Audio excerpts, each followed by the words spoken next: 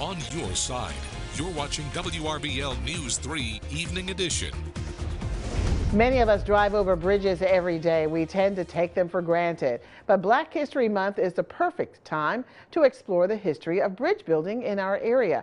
Phil Scoggins took a closer look at the hidden history behind several structures in our area. Phil joins us now. Teresa, the roots can be traced back to Horace King, a former slave who mastered the art of bridge building. And you can learn a lot about him by visiting a local museum.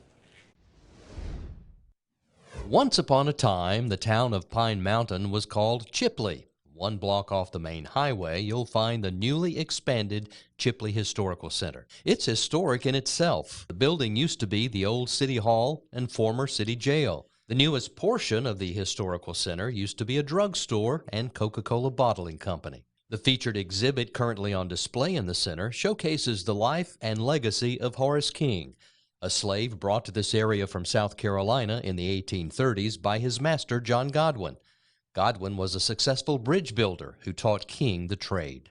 Cindy Bowden is the curator of the Chipley Historical Center and explains the unique relationship between Godwin and King. He went from being an enslaved person to working with his master at that point in time, and then to actually taking over the company and becoming equals with his master, who, by the way, helped him gain his freedom. So what led to bringing the Horace King exhibit to Pine Mountain? Since Horace King's son, George, did the engineering on one of our stores, I thought, what a perfect way to get people invited and to understand what happened during the Civil War, before and after, to a very, very important man in our area.